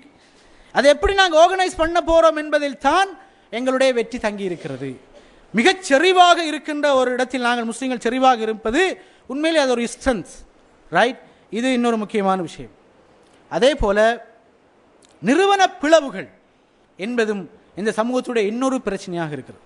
என்னதான் நாங்கள் பேசினாலும் இன்னும் பிரதேசவாதத்துடைய எச்ச சொச்சங்கள் நமக்குள்ளே இருக்கிறது. அமைப்பு ரீதியான, இயக்க ரீதியான கருத்து வேறுபாடுகள், பிளவுகள், பிரச்சனைகள் இன்னும் நமக்குள்ளே இருக்கின்றது. இவை எல்லாவற்றையும் தாண்டித்தான் இன்று இருக்கின்ற பிரச்சனைகளுக்கு நாங்கள் தீர்வு காண வேண்டிய ஒரு கட்டாயமும் இருக்கின்றது. எனவே அன்புக்குரிய இஸ்லாமிய சகோதர சகோதரிகளே, இத்தகைய ஒரு வாழ்வொழுங்கை நாங்கள் இந்த நாட்டில் கொண்டிருக்கின்றோம். இந்த வாழ்வொழுங்கை எதிர்காலத்தில் ஒழுங்குபடுத்தவில்லை என்றால் இந்த நாட்டில் நாங்கள் எதிர்நோக்கி இருக்கின்ற பல பிரச்சனைகளுக்கு எங்களால் தீர்வு காண முடியாமல் போய்விடும். முந்தின நாள் தினம் நினைக்கின்றேன், மாவநிலையில் ஒரு பெரிய கூட்டம் நடந்திருக்கிறது. நேற்று வெள்ளிக்கிழமை வியாழக்கிழமை மாலை வேளையிலே திப்பிட்டி அரநாயக்க என்ற அந்த நகரிலே அவர்கள் ஹேண்ட் அவுட் பகிர்ந்திருக்கிறார்கள். இலங்கையை விட்டு முஸ்லீம்களை வெளியேற்ற வேண்டும், அவர்களுடைய கடையில் எந்த பொருட்களும் வாங்கக்கூடாது, அவர்கள் எங்களுடைய எதிரிகள். பகிரங்கமாக ஜீப்பிலே வந்து இலங்கை, உண்மையில் இவர்களுக்கு பின்னால் இருக்கின்ற பல சர்வதேச சக்திகள் இருக்கிறது, நிறைய வகை தொகையற்ற பணங்கள் அவர்களுக்கு வருகின்றது. அவற்றையெல்லாம் வைத்துக்கொண்டு அவர்கள் இந்த பிரச்சாரத்தை செய்கிறார்கள். ஆகவே இந்த பிரச்சாரத்தில் ஈடுபடுகிறவர்கள் மிக குறைந்த எண்ணிக்கை கொண்டவர்கள் என்பதில் சந்தேகமில்லை. ஆனால் இது தொடர்ந்தால் எதிர்காலத்தில் கிராஸ் ரூட் லெவலில் உள்ள அநேகமானோர் இந்த நமக்கு எதிரான கருத்துள்ளவர்களாக மாறுகின்ற ஒரு அபாயம் இருக்கிறது. வரக்காப்பொலையிலே கடந்த 2 வாரங்களுக்கு முன்பு அவர்கள் நடத்திய ஆர்ப்பாட்டத்தை தொடர்ந்து அந்த பிரதேசத்தில் இருக்கின்ற கோயில்களில் இருக்கின்ற அவர்களுடைய மத தலைவர்களுக்கு அவர்கள் கடிதம் அனுப்பியிருக்கிறார்கள். நீங்கள் இந்த நகரில் இருக்கின்ற முஸ்லீம்களோடு நல்லுறவு வைத்துக் கொள்ளக்கூடாது, வைத்தால் உங்களை நாங்கள் இந்த இடத்திலிருந்து தூக்கி வீசுவோம் என்று அவர்கள் பயமுறுத்துகிறார்கள். ஆகவே இது ஒரு சிறிய குழுத்தான் என்றாலும் இது தொடர்ச்சியான பிரச்சாரங்களை இந்த குழு மேற்கொள்ளுமாக இருந்தால் உண்மையிலே பயங்கரமான விளைவுகள் இந்த நாட்டிலே ஏற்படும். இலங்கை முஸ்லீம்களுடைய வரலாறு தொடர்பாக இன்னும் விடை காணாத பல கேள்விகள் இருக்கிறது.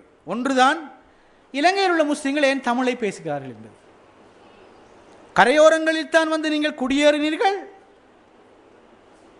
பிறகுதான் நீங்கள் உள்நாட்டுக்கு வந்தீர்கள். அம்பாந்தோட்டையில் உள்ளவன், திக்வெள்ளையில் உள்ளவன் கூட முஸ்லீம் தமிழைத்தான் தாய்மொழியாக பேசுகிறான்.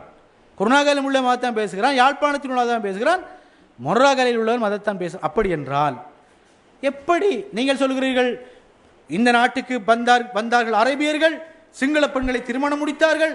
அப்படி என்றால் ஒன்றில் தந்தை வழியாக அரபு எங்களுடைய தாய்மொழியாக இருக்க வேண்டும், அல்லது தாய் வழியாக சிங்களம் எங்களுடைய தாய்மொழியாக இருக்க வேண்டும். ரெண்டும் இல்லை, தமிழ் இருக்கிறது. அது எப்படி? இந்த கேள்வியை இலங்கை முஸ்லீம்களை வரலாறு தொடர்பாக ஆய்வு கட்டுரைகள் சமர்ப்பித்த புத்தகங்கள் எழுதி ஒரு ஆள்கிட்ட போய் கேட்டாலும் அவர் சொல்றார் எனக்கு தெரியாவாப்பாண்டு. சில நியாயங்கள் சொல்றோம், பட் அது சயின்டிபிகலி ப்ரூஃப்டா என்று தெரியாது. உங்களுக்கு தெரியும், கிறிஸ்துக்கு பின் 4ஆம் நூற்றாண்டிலே மலபாரிலும் கள்ளிக்கோட்டையிலும் மங்களூரிலும் வணிக செல்வாக்கு பெற்றிருந்தவர்கள் மலபாரிகளுக்கும் அந்த அரபியர்களுக்கும் இடையிலே நடந்த உறவின் காரணமாக மலபாரிகளும் மிகப்பெரிய வணிக செல்வாக்கு பெற்றிருந்தார்கள் தென்னிலங்கையில், தென்னிந்தியாவில். அந்த மலபாரிகள் இலங்கைக்கு அரபியர்கள் வந்த பொழுது மலபாரிகள் தான் இந்த கரையோர நகரங்களிலே இருந்தார்கள். உண்மையிலே சிங்கள வரலாற்று ஆசிரியர்களும் ஏற்றுக்கொள்கின்ற ஒரு முக்கியமான ஹிஸ்டாரிக்கல் ஃபேக்டிக் என்னென்றால், ஆரம்ப காலத்தில் இலங்கையிலே கரையோர நகரங்களிலே சிங்களவர்கள் வாழவில்லை. Very clear. இதை எல்லா நேர்மையான சிங்கள வரலாற்று ஆசிரியர்களும் ஏற்றுக்கொண்டிருக்கிறார்கள். தொடக்கத்தில் இந்த நகரங்களில் இருந்தவர்கள் வணிகத்தில் செல்வாக்கு பெற்றவர்கள். இந்த குறிப்பிட்ட காலத்தில் வணிகத்தினுடைய மொழியாக தமிழ் இருந்திருக்கிறது. காரணம், மலபாரிகள் தமிழை பேசினார்கள். கரையோர நகரங்களில் மலபாரிகள் மிக பெரும் வணிக செல்வாக்கு பெற்றிருந்தார்கள். எனவே அரேபியர்கள், கரையோர நகரங்களுக்கு வந்த அரேபியர்கள் இந்த மலபாரிகளைத்தான் அதிகம் திருமணம் செய்தார்கள். எனவேதான் இலங்கை முஸ்லிம்களுடைய மொழி தமிழாக மாறியது என்ற ஒரு வரலாறு இருக்கின்றது. ஆனால் இதையும் நாங்கள் விஞ்ஞானபூர்வமாக நிறுவ வேண்டிய ஒரு கட்டாயம் இருக்கிறது. அதுதான் உண்மை காரணம். சிங்களவர்கள் எங்கிருந்தார்கள்? மாட்டை வைத்துக் கொண்டு, சிறிய சிறிய நிலங்களை வைத்துக் கொண்டு அந்த மாட்டை உழவி விவசாயம் செய்யக்கூடியவர்களாத்தான் இந்த நாட்டு பெரும்பான்மை மக்கள் இருந்தார்கள். காரணம், அவர்கள் வணிகத்தில் அப்பொழுது செல்வாக்கு பெற்றிருக்கவில்லை. வணிகத்தில் செல்வாக்கு பெற்றிருந்தவர்கள் எல்லாம் மலபாரிகளும் அரேபியர்களும் என்பதை நாங்கள் வரலாற்றிலே பார்க்கின்றோம். அதுதான் முஸ்லிம்களுடைய தாய்மொழி தமிழாக மாறியமைக்கான காரணம் என்று நாங்கள் அறிகின்றோம். அன்புக்குரிய இஸ்லாமிய சகோதரர்களே, இப்படி வரலாற்றினுடைய சமூக முக்கியத்துவம் எப்படி போனாலும் இதனுடைய அரசியல் முக்கியத்துவம் என்பது ஆக முக்கியமாக என்று மாறிவிட்டது. இந்த வரலாற்றை அரசியல் ரீதியாக அதனுடைய முக்கியத்துவத்தை நிரூபிக்க வேண்டிய ஒரு கட்டாயத்திலே நாங்கள் இன்று இருக்கின்றோம். இந்த இலங்கை முஸ்லிம்களுடைய இந்த சிதறலான குடியிருப்பு, குறைந்த எண்ணிக்கையில் வாழ்கின்ற இந்த அமைப்பு, தூய இஸ்லாமிய சிந்தனை எல்லோரையும் சென்று அடையாத இந்த நிலை, நிறுவன ரீதியான இத்தகைய பிளவுகள், எதற்கு முன்னுரிமை அளிக்க வேண்டும் என்ற விடைக்கு சரியாக கேள்விக்கு விடை காண முடியாத ஒரு நிலை தான் இன்று நாம் ஒரு பெரிய ஒரு சவாலை எதிர்நோக்கி இருக்கிறோம். அன்புக்குரிய இஸ்லாமிய சகோதர சகோதரிகளே, 25 நிமிடங்கள் தாண்டிவிட்டன. இருந்தாலும் நான் முக்கியமான சில உண்மைகளை இங்கு உங்களுக்கு சொல்ல வேண்டும். நான் நினைக்கின்றேன் இதற்கு பிறகு உள்ள தலைப்பில் மிக விரிவாக அந்த உண்மை பேசப்படும். ஒரே ஒரு விடயத்தை நான் சொல்ல விரும்புகின்றேன். நாங்கள் இந்த நாட்டில் எங்கே வாழ்ந்தாலும் நாங்கள் எல்லோரும் முஸ்லிம்கள் என்ற அந்த அடிப்படையான சிந்தனை, அந்த தனித்துவத்தை நாங்கள் ஒரு பொழுதும் இழந்து விடக்கூடாது. நாங்கள் சோனகர்கள் என்ற ஒரு தனித்துவத்தை நிறுவுவதற்கு சிலர் என்று முயல்கிறார்கள். சோனகர்கள் என்ற அடையாளம் எங்களுக்கு தேவையில்லை. நாங்கள் முஸ்லிம்கள், இன அடையாளம் எங்களுக்கு தேவையில்லை. எத்னிக் ஐடென்டிட்டி எங்களுக்கு தேவையில்லை. எங்களுக்கு தேவையான எல்லாம் சமய ரிலிஜியஸ் ஐடென்டிட்டி தான். ஆகவே இந்த சமய அடையாளத்தின் அடிப்படையிலே ஒருங்கிணைந்த, நன்கு ஆர்கனைஸ் பண்ணுகின்ற ஒரு சமூகமாக நாங்கள் மாற வேண்டும். 2 விடயங்களை செய்ய வேண்டும் நாங்கள். ஒன்று, இந்த பெரும்பான்மை சமூகத்தில் இன்னும் அநேகமானவர்கள் நடுநிலையாக சிந்திக்கிறார்கள். நிறைய நல்ல படித்த கல்விமான்கள் இருக்கிறார்கள், இடதுசாரிகள் இருக்கிறார்கள், மத போதகர்கள் இருக்கிறார்கள். அவர்களோடு நல்ல கருத்து பரிமாற்றங்களை, கலந்துரையாடல்களை நாங்கள் தொடங்க வேண்டிய ஒரு கட்டாயத்தில் இருக்கிறோம். இன்னொரு முக்கியமான விடயம், இந்த நாட்டிலே சிறுபான்மையாக சிதறி வாழுகின்ற நாங்கள் எங்களுக்குள்ளே எப்படி ஒழுங்குபடுத்திக் கொள்ளலாம்? எங்களுடைய சமய, கலாச்சார, ஆன்மீக வாழ்க்கையை நாங்கள் எப்படி ஒழுங்குபடுத்திக் கொள்வது? பள்ளி வாய்கள் நிர்மாணத்தில் எப்படி கவனம் செலுத்த வேண்டும்? எப்படி கட்ட சூழலில் கல்வாய்கள் அமைக்க வேண்டும்? பள்ளி வாயில்களிலே ஒலிபெருக்கிகளை பயன்படுத்துவது, அதே போன்று எங்களுடைய உல்கிய கடமைகளை நிறைவேற்றுகின்ற பொழுது நாங்கள் எப்படி நடந்து கொள்வது? பெரும்பான்மை மக்களோடு எப்படியான ஒரு சமூக உறவை நாங்கள் வைத்துக் கொள்வது? இந்த நாட்டில் எப்படி நாங்கள் பிசினஸை சரியாக இஸ்லாமிய அடிப்படையில் கொண்டு செல்வது என்பது போன்ற விடயங்களை மிகச் சரியாக ஒழுங்குபடுத்திக் கொள்ள வேண்டிய ஒரு கட்டாயம் இன்று இருக்கிறது. எங்களுக்கு எதிராக சொல்லப்படுகின்ற குற்றச்சாட்டுகள் பச்சை இனவாதம் தான். ஆனால் அந்த இனவாதத்திற்கு துணை போகின்ற வகையிலே எங்களுடைய சமூகத்திற்குள் பல செயற்பாடுகள் தொடர்ச்சியாக நடைபெற்றுக் கொண்டுதான் இருக்கிறது. உதாரணம் சொல்கின்றேன். உங்களுக்கு தெரியும், இந்த நாட்டில் வாழ்கின்ற என்ன ஒரு சிறுபான்மையினுடைய கடவுளாக மதிக்கப்படுவது இந்த பசு, இந்த மாடு. அதே போன்று பௌத்தத்தினுடைய மூல தத்துவம் உயிர் கொல்லாமை. இவற்றையெல்லாம் நாங்கள் ஏற்றுக்கொள்ள வேண்டும். ஒரு சமூகத்தினுடைய அடிப்படை மத உணர்வோடு சம்பந்தப்பட்ட ஒன்றுதான் இந்த உயிர் கொல்லாமை. இன்னொரு சமூகத்தினுடைய கடவுள் நாங்கள் என்ன செய்கிறோம்? அதனுடைய கழுத்தை வெட்டி இறைச்சி கடை என்ற பெயரிலே மாட்டை தொங்க வைத்துக் கொண்டு, இரத்தத்தை காட்டிக்கொண்டு, கத்திகளை தீட்டிக் கொண்டு, இறைச்சி கடைக்கு சிவப்பு பெயிண்ட் அடிச்சு கொண்டு பயங்கரமாக நிற்கிறோம். நான் கேட்கின்றேன், ஏன் இதை எங்களுக்கு ஒழுங்குபடுத்த முடியாமல் இருக்கிற? உதாரணம் சொல்கின்றேன். இந்த நாட்டில் உள்ள அவ்வளவு முஸ்லீம் இறைச்சி கடைக்காரர்களை நாங்கள் உடத்து கூப்பிடுவோம். இங்கே வாங்கோ, இறைச்சி கடை வைக்கத்தான் வேணும், முஸ்லீம்கள் இறைச்சி சாப்பிடத்தான் வேணும். இது அழகாக நீங்கள் செய்யுங்கள். வடிவாக நல்ல சாஃப்டான கலர் அடிங்கோ, ஏசி பூட்டுங்கோ, வடிவான கண்ணாடியை வைங்கோ. இறைச்சி யாருக்கும் தெரியாது, அரை கிலோ, 1 கிலோ, 1/4 கிலோ என்று பெக் பண்ணுங்கோ. வாரவனுக்கு கையில் தூக்கி கொடுத்துட்டு காசு எடுங்க. இதுதான் சிஸ்டம். ஏன் இந்த சிஸ்டத்துக்கு எங்களுக்கு இதனை பெரிய குதிரை கொம்பா, இதனை சீன வித்தையா? இல்லை, இதை நாங்கள் ஒழுங்குபடுத்தவில்லை. இன்னும் நாங்கள் அவனுடைய வயிற்றெரிச்சலை, கோபத்தை கிளறுகின்ற வகையிலே உண்மையா நீங்க யோசிச்சு பாருங்க. நமக்கே போய் அந்த இறைச்சி கடையில் உள்ளவனை போய் பார்க்கலுமா? அவன் நாம 1/2 கிலோ கேட்கிற நேரம் ஒரு தரம் கத்தியை தீட்டுறான். ஒரு வன்முறை, ஒரு பயங்கரம், உயிர்களை கொல்கின்றவன் என்கிற உணர்வை நாங்கள் உருவாக்குகிறோம். இது ஒரு சிம்பிள் விஷயம், ஒழுங்குபடுத்தலும். எங்களோட பிசினஸ்ல நாங்கள் நிறைய களவு செய்கிறோம், பொய் செய்கிறோம், ஏமாற்று செய்கின்றோம். அதை நாங்கள் நிப்பாட்ட வேண்டும், நிறுத்த வேண்டும். பள்ளி வாயில கட்டி போட்டிக்கும் தொழுகிறதுக்கு ஆக்கள் இல்லை. நான் சென்ற டிசம்பர் மாதம் புத்தளத்துக்கு போறேன். புத்தளத்துக்கு ஒரு 4-5 கிலோமீட்டர் பக்கம் முன்னுக்கு ஒரு பெரிய ஒரு பள்ளி வாயில் ரோட்டோரத்தில், கொழும்பு ரோட்டிலே புத்தாப்புது பள்ளி வாயில். அப்போ நான் ஒரு இயற்கை தேவைக்காக அங்கே போனால் மலசல கூடமெல்லாம் ஆடும் மாடும் பேண்டு அந்த பள்ளியே திறந்தில்லை, கட்டி போட்டிருக்கிறார்கள். ஏன் இது? ஏன் நாங்கள் இப்படி பள்ளி கட்டுகிறோம்? ஏன் 2500 பள்ளி இந்த வந்தது? ஏன் வந்தது? திகாரிங்கிற ஒரு ஊரில் 5 ஜும்மா பள்ளி எங்களுக்கு தேவையா? 20,000 மக்களுக்கு. 20,000 மக்கள் ஜும்மா போகிற மக்கள் எவ்வளவு பேர் இருப்பார்கள்? மேக்சிமம் ஒரு 2 மாஸ்க்கு எங்களுக்கு போதும். நாங்கள் எங்களுக்கு ஒரு பள்ளி, அவருக்கு ஒரு பள்ளி, இவருக்கு ஒரு பள்ளி என்று பள்ளியை கட்டியிருக்கிறோம். எங்களுக்கு இந்த நாட்டில் இன்னும் கலாச்சார சுதந்திரம் 100% இருக்கிறது. அதை நாங்கள் துஷ்பிரயோகம் செய்கின்றோம். யோசிச்சு பாருங்க, கேகோல் நகரில் மிகப்பெரிய அளவு முஸ்லீம்கள் இல்லை. அந்த கிரவுண்ட் ஓரத்தால் போனால் ஒரு 10-15 ஃபேமிலிஸ் இருக்குது. அந்த நகரத்தின் பாதை ஓரத்தில் இவ்வளவு பெரிய, அது பள்ளி கட்டினத்தில் அல்ல பிரச்சனை, அதை சரியாக நாங்கள் பயன்படுத்த வேண்டும். அதெல்லாம் நாங்கள் காட்டியிருக்கிறோம். இன்னொரு ஃபெஷன் வளருது என்ன? பழைய 400, 200, 300 ஆண்டுகால பள்ளியெல்லாம் உடைச்சி தள்ளிட்டு அடி இன்னொரு புதிய பள்ளி. எத்தனை? 6 கோடி 8 கோடி. எங்க உங்களுக்கு சொல்லி சவுதி அரசாங்கம் உங்களுக்கு தெரியுது, அடிப்படைவாதம் இங்கே வருது. பிரச்சாரத்துக்கு நாங்கள் துணை போகின்றோம். தேவையா இது எங்களுக்கு? எங்களோட வரலாற்று சின்னங்களை நாங்களே அழிக்கிறோம். எங்கள்ட்ட நிறைய காசு இருக்குன்னு நாங்களே காட்டுறோம். 6 கோடி பள்ளியை கட்டி டைல்ஸ் பிடிச்சிட்டு மேலுக்கு என்ன செய்யறோம்? சிவப்பு கலர் காப்பட்டையும் போட்டுறோம். டைல்ஸ் பிடிச்சா மரணத்தில் காப்பட்டு போறாய். ஏன் இவ்வளவு வேஸ்ட் பண்றாய் பணத்தை? இதெல்லாம் இன்டர்னலி நாங்கள் யோசிக்க வேண்டிய விஷயங்கள். நாங்கள் நிறைய தவறு செய்கிறோம், நிறைய பிழைகள் செய்கிறோம். ஒரு ஊரில் உள்ள 5 பள்ளியிலே சுபகுக்கு சத்தம் போட்டு வாங்க சொல்றோமா இல்லையா? சுத்தி வர சிங்களஸ் இருக்கிறாங்க இல்லையா? இருக்கிறாங்க. நாங்க ஏன் அப்படி வாங்க சொல்றோம்? வாங்க சொல்றதை விடுங்க, ஃபர்லான தொழுகைக்கு ஸ்பீக்கரை போட்டு கொண்டு நாங்கள் தொழுவிக்கிறோம். கொழும்புல சுத்தி வர சிங்களஸ். இது தேவையா? இது சுன்னத்தா? இது வாஜிபா? இது ஃபர்லா? இது என்ன இது? இது ஒழுங்குபடுத்தப்படணும். நாங்க பாருங்க, கொல்பிட்டியில இருந்து தலைமன்னார் வரைக்கும் பாருங்க என்ன இருக்குது? பெரும் பெரும் சர்ச், 100 ஏக்கர் தென்னந்தோட்டம், 50 ஏக்கர் தென்னந்தோட்டத்தோட சர்ச் இருக்குது. உள்ளுக்கு எல்லாம் நடக்குது. மிக அமைதியாக, உணர்ச்சி வசப்படாமல் அழகாக அவனோட பிரச்சாரத்தை கொண்டு போறாங்க. யாரும் கேட்க பார்க்க இல்லை. நாங்க என்ன செய்யறோம்?